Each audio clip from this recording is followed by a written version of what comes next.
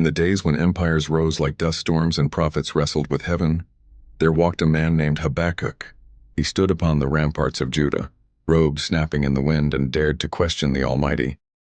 "O Lord," he cried, "why do you let the wicked strut like peacocks while the righteous limp like beggars?"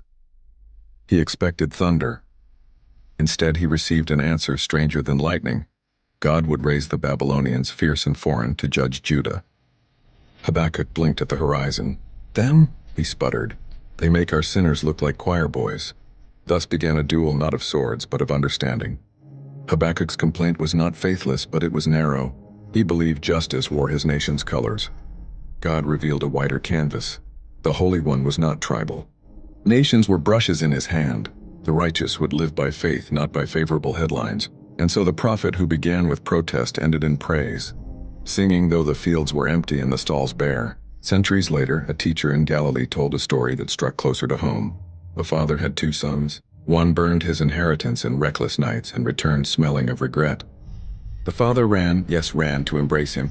Sandals slapped, servants gasped, a feast was ordered. But in the field stood the older brother, arms folded like gates barred against mercy. "I never left," he said. "I never shamed you. Where is my feast?" He mistook obedience for leverage and loyalty for wages.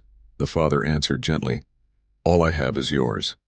But must we not celebrate when the lost is found?" The music drifted into the dusk. The door stood open. The story ended there, because the older brother's choice is ours. And the teacher was not finished.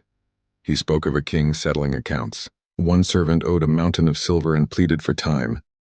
The king, moved with compassion, erased the debt. The ink was scarcely dry before that same servant seized a fellow debtor by the collar over coins that could jingle in a pocket. "Pay me!" he roared, forgetting the ocean he had just been spared. Mercy received but not released curdles into cruelty. The king summoned him back. Grace hoarded withers. From prophet to parable, the lesson rings like a bell across generations. God's mercy is scandalously generous. It leaps borders, outruns resentment, and refuses to be rationed by the self-appointed righteous. Habakkuk learned to trust beyond his outrage. The older brother was invited to dance beyond his pride. The unforgiving servant was warned that grace must flow or be forfeited. And we, standing somewhere between complaint and celebration, are asked a question as old as Eden and as fresh as dawn.